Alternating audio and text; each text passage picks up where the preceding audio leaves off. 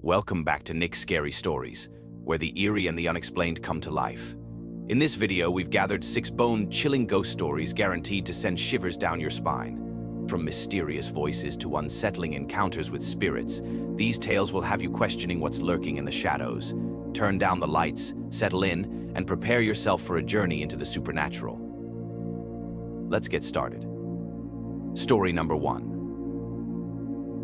When I was young and reckless, I was with my boyfriend, who was in a gang. To make a long story short, my boyfriend did something that got him locked up. I had run away from my parents and couldn't go back to my boyfriend's apartment because I knew the other gang members would be waiting there to kill him in revenge for what he'd done.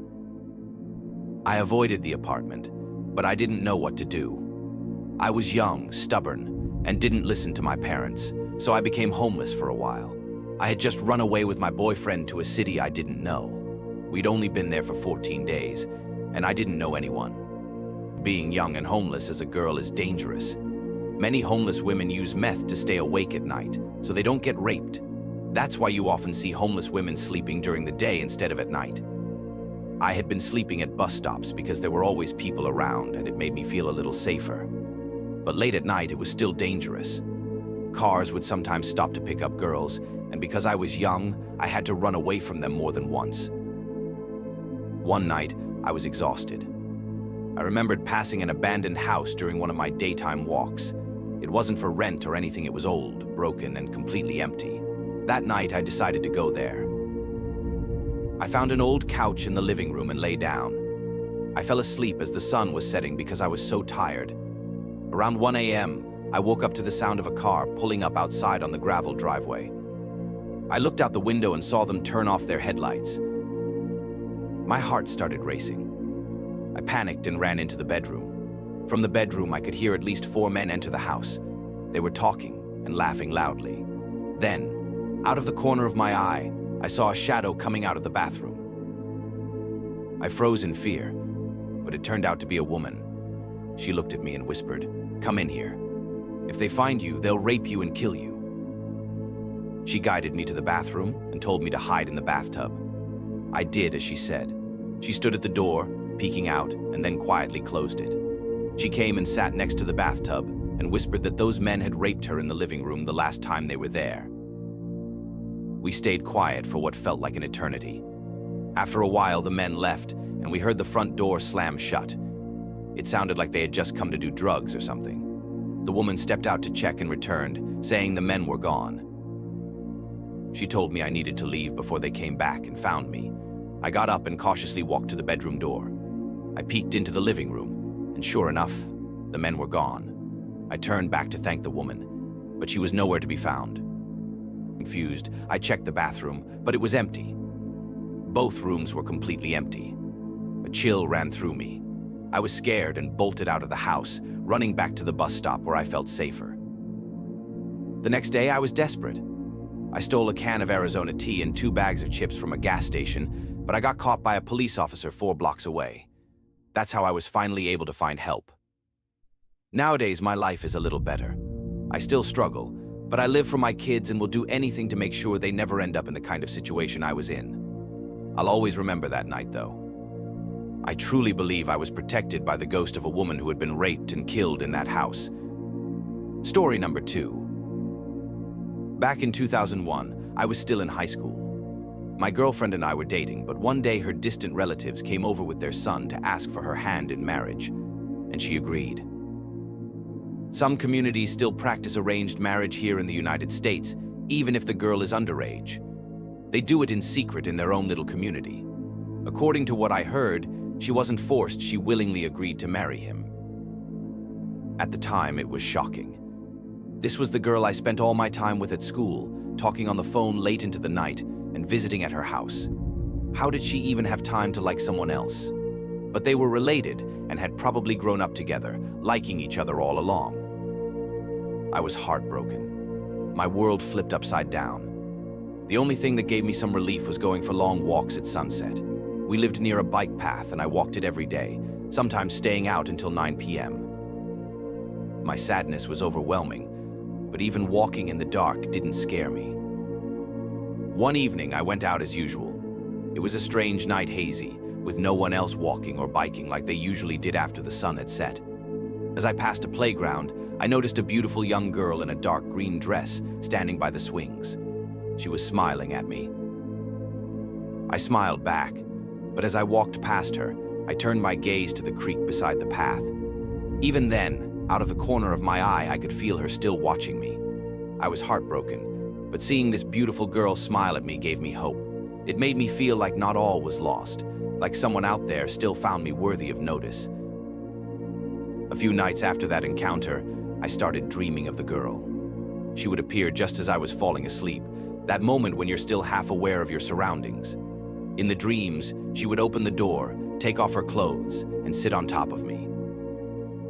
At first, it felt almost comforting, a gentle presence. But as the dreams continued, her appearance began to change each time she... Story number 2 continued. At first, the woman in my dreams appeared youthful, but each time she visited, she seemed older. Her youthful beauty faded, and eventually she appeared as an old hag. Her gaze pinned me down, paralyzing my body. I would struggle to scream or move, but I couldn't. At the time, I shared a bunk bed with my younger brother, Lang. Lang slept on the top bunk, and I often wondered if he ever heard or noticed my nightly struggles. When I asked him, he said he hadn't noticed anything. The strangeness wasn't confined to nighttime. During the day, my cell phone started receiving odd calls. Sometimes the screen displayed a strange number, other times it simply said unknown number. Whenever I answered, all I could hear was a woman softly sobbing on the other end before the line went dead. I told my parents about the calls and changed my number multiple times. Each time I got a new number, the calls would stop for a few days, but then they'd start again. The sobbing never stopped when I answered, but if someone else, like my mom, answered the phone, they didn't hear anything, just the faint sound of cars on a highway. However, when the phone was handed back to me, the sobbing resumed.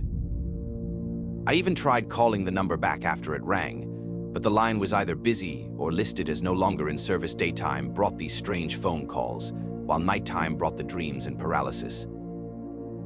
My parents eventually suggested I stay with my uncle and his family during the summer to avoid the sleep paralysis demon. While I was at my uncle's house, I still received the calls, but I refused to answer them. I turned my phone off for long stretches of time. When school started again, I moved back home, and the dreams and sleep paralysis returned, but this time, they were worse. One night, I woke up in the middle of the night with my arm draped over someone lying under the blanket with me. Slowly, I got out of bed to turn on the light, but when I did, there was no one there. Sometimes I woke to see a woman sitting at the foot of my bed, her back toward me as she silently sobbed. I couldn't move or speak, no matter how much I wanted to scream. One night, I felt someone slowly pulling my blanket off. I jolted awake and grabbed it, only to see a shadowy figure standing at the foot of my bed. That time, I wasn't paralyzed. The figure crouched down until it disappeared beneath the bed. I turned on the light and searched, but there was no one there, just my younger brother, still asleep on the top bunk. This went on until I graduated from high school. My parents eventually called a spiritual healer to perform a ritual and figure out what was happening. After the ceremony, the spiritual healer told me the spirit of a lonely woman had attached itself to me. He explained that the spirit knew everything about me and wouldn't leave me alone. He said the only way to get rid of her was for me to get married. By that time, I had already moved on and was dating someone new. A few weeks into college, I brought my girlfriend home to be my wife. After our traditional wedding, the phone calls stopped, the dreams ended, and the spirit was gone. To this day, I can't explain what happened. All I know is that she's finally gone, and I've never been more grateful. Story number 3. In my culture, we believe that when a person passes away, their spirit may return on the 13th day if they have unresolved issues. This belief is deeply rooted in our traditions, and there are countless eerie ghost stories surrounding it. I never imagined that one of those stories would become my own, but here I am. My father had a heart attack at his workplace and was rushed to the hospital. The doctors inserted a machine into his heart to help pump blood through his body. His heart wasn't functioning properly anymore, so removing the machine would mean he would die. He needed a new heart. Unfortunately, his condition worsened, and the doctors informed us there was nothing more they could do. Our family and relatives decided to let the doctors remove the machine and let him go. At the funeral, my father looked peaceful. The staff who prepared his body did an excellent job. He looked like he was simply asleep in the casket. As the oldest child, I had the responsibility of organizing the funeral and coming up with the funds to pay for it. My mother and younger siblings were already struggling financially, so they could only contribute as much as they were able. The funeral went smoothly, and after 3 days of traditional funeral services, we buried my father in an inner-city cemetery. When we received the life insurance payout and donations, it was more money than we had expected. We repaid our relatives for the money we had borrowed for the funeral. Then, I divided the remaining money among the family. Although my wife and I recovered all the money we had initially contributed, we also took a larger portion of the remaining funds since we had provided the bulk of the money for the funeral. At the time, I was blinded by greed and treated my poor mother and siblings unfairly. I didn't realize there was another presence watching me as I divided the money. After the 13th day, my father came back. One night, I was in a half-asleep state when I heard my father calling me from outside my house. I wasn't fully awake, so I couldn't tell if it was real or just a dream. Another night, while my wife and I were at a friend's house, we got a phone call from my daughter. She told us to come home immediately because our son, Eric, had seen something in our room and was crying in fear. We rushed home and found Eric still crying. He was only 8 years old at the time. He told us that he went to use the bathroom in our bedroom. When he entered the room, he saw his grandfather lying in our bed in my spot. Eric said that his grandpa was wearing traditional funeral attire, just as he had at the funeral. Eric got scared and ran out of the room. I showed Eric that there was nothing there, and after that, he calmed down. Story number 3 continued. I tied a religious red string around Eric's wrist and reassured him, "This red string will protect you. Stop crying, everything will be okay." Afterward, I went to my room with 2 incense sticks and said, "Father, whatever you still need from us, let us know. Please don't come and scare the kids like that. If you want me, your eldest son, to do something so you can move on, come to me in a dream and tell me. But don't frighten your grandchildren, they're innocent." A few days later, I woke up at 5 a.m. to prepare for work. I boiled some leftover pork with green vegetables from the night before and served myself a bowl of rice with the pork and vegetables. Since the food was still hot, I left it on the table to cool while I went to the bathroom. When I came back and started eating, I noticed halfway through that the broth tasted strange. Curious, I dug through the vegetables and found a piece of dog poop in the bowl. At first, I thought it was a piece of meat, but when I flipped it over and saw grass still stuck to it, I started gagging and vomiting. It really was dog poop. Horrified, I couldn't understand how it had gotten into the food I had cooked it myself the night before. I felt so sick that I called into work and told them I wasn't feeling well enough to come in. As I sat there, thinking about everything, it hit me. My greed had caused my father's spirit to return and do this to me. That evening, at sunset, I took a portion of the money back to my mother and told her to distribute it among my younger siblings. After that, my father left us in peace. Story number 4. For those of you who have lived in Victorian-style houses, you know they were typically built in the early 1900s. These houses often have 2 stories, but the one my family lived in back in 1992 was a single-story home. Old houses mean old trees. The trees surrounding our house and even the ones lining the street were enormous. This made the house feel dark most of the time. Even during the day, we had to turn on at least 2 lights to brighten it up. We always kept the hallway light on and another light in the dining room. When we moved into that house from an apartment complex, we thought it was amazing.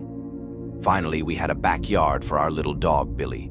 However, during the first week, something strange happened.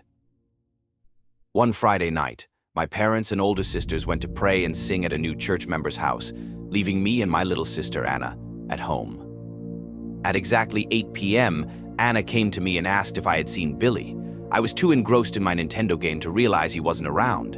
We started calling for him, but he didn't come. Usually he would run to us right away.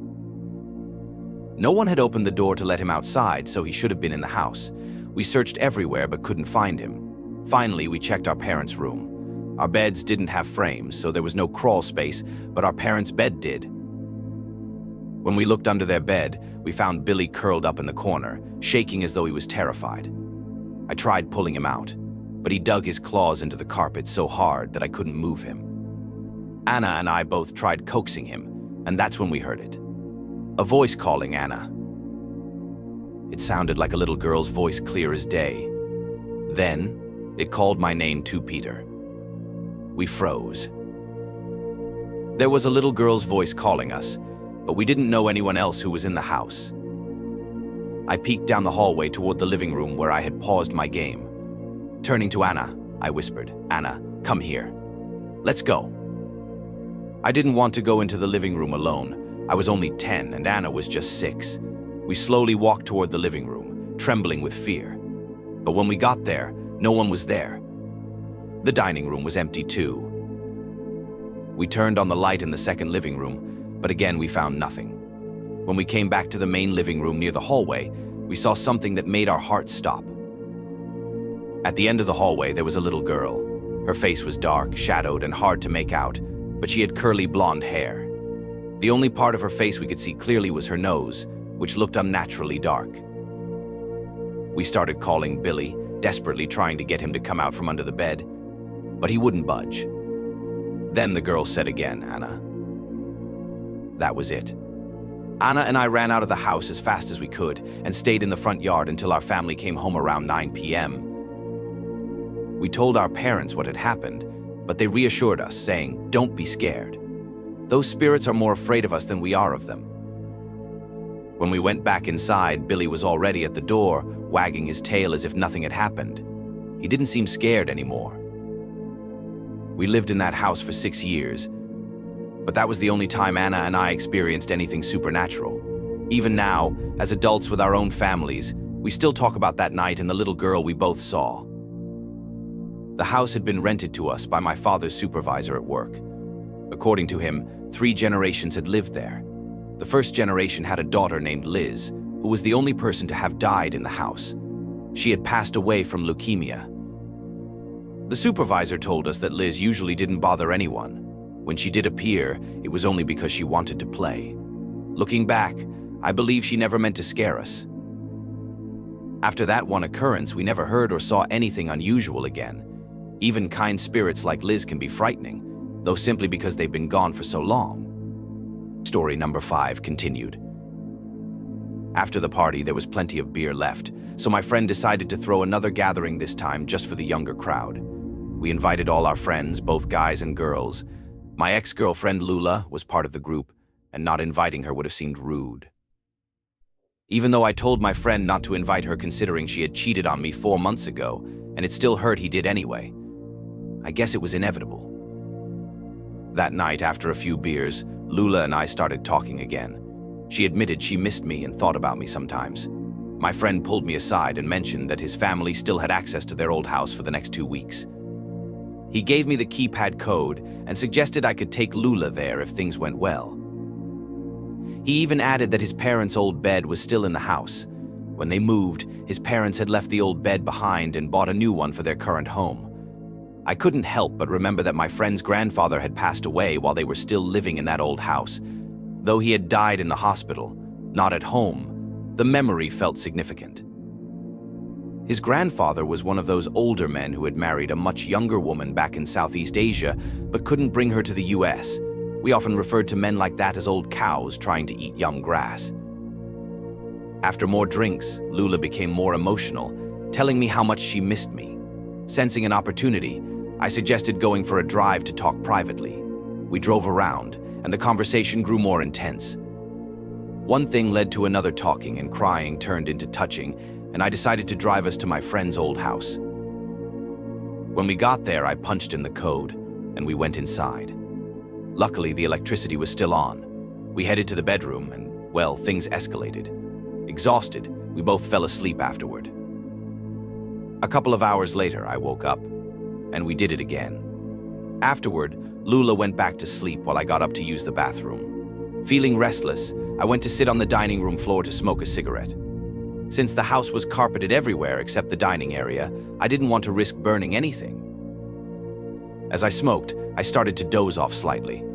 That's when I heard the bathroom door creak open. Lifting my head, I saw a tall, skinny figure step out. The house was dark, but I could make out its shape. My heart stopped. I knew immediately it was their grandpa. He was the tallest in their family, standing out among the others, who were all relatively short because of their grandmother's petite stature. The figure moved toward the bedroom where Lula was still sleeping. Terrified, I bolted. I ran out of the house and spent the rest of the night in my car. When morning came, I went back inside to use the bathroom, but Lula was already in there. When she came out, she asked where I had gone. I lied, saying I had just stepped out for a cigarette. After using the bathroom, I drove her back to her house. On the way, she asked if I had experienced anything strange the night before. She told me she felt like someone had lain on top of her, but that she couldn't move or open her eyes. She said it felt like someone was touching her and thought it was me. I didn't tell her what I had seen. I just said I hadn't experienced anything. Lula and I decided to keep the incident a secret. We're no longer together, but I'm happy that she's happy with her new boyfriend. Even in death, the old cow still managed to eat the young grass. Story number 6. When I was 15, there was one day when my parents weren't home, so I invited 3 of my friends over to hang out. We decided to watch a movie since we girls weren't like the boys, who usually just played video games. After the movie, someone suggested we play a ghost game. 2 of my friends thought we should walk to Target to buy a Ouija board, but my other friend, May, suggested playing the Charlie game instead. It's easier, May said. We don't have to go anywhere. Just draw on a piece of paper and use 2 pencils. It was 2015, and Charlie was still a popular game. Kids played it all the time until a few incidents reportedly led to kids harming themselves, causing the game's popularity to fade. We all agreed to try Charlie, so we didn't have to walk to Target. We drew the game's layout on paper, with 2 yes sections and 2 no sections, and stacked 2 pencils together. Since it was my house, I got to go first. Charlie, are you there? I asked. Nothing happened. I repeated it 3 times, but still, nothing happened. One of my friends tried next, but nothing happened for her either. Then May said she wanted to try. Charlie, are you there? She asked, her voice calm. The pencil moved to yes. We all screamed and ran into the other living room, but May stayed at the table, staring at the pencil. She asked another question. Charlie, does Michael love me? The pencil moved to no. I understood why May had asked that. Her boyfriend, Michael, didn't seem to care about her, and she was probably feeling hurt. Despite the answer, May didn't look scared, just sad, maybe too upset to be frightened. My other 2 friends and I eventually returned to sit with her. That's when she asked, Charlie, is PJ going to die in the next 10 years? PJ is me. I was stunned. I couldn't believe May would ask something like that, especially while laughing. The pencil moved to yes. The pencil moved to no. At this point, my friends and I were terrified, but May kept going. The pencil moved to no. Then she asked. The pencil moved to yes.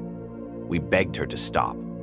May was scaring us, but instead of stopping, she asked, Charlie, can we stop playing? The pencil moved to no.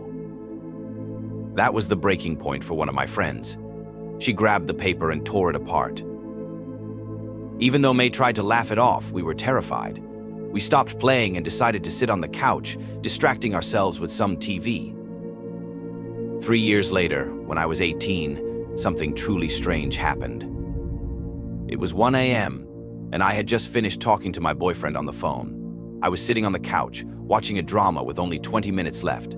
Suddenly, that familiar, unsettling sensation washed over me, the feeling that someone was watching me. Dad, where are you going? I asked.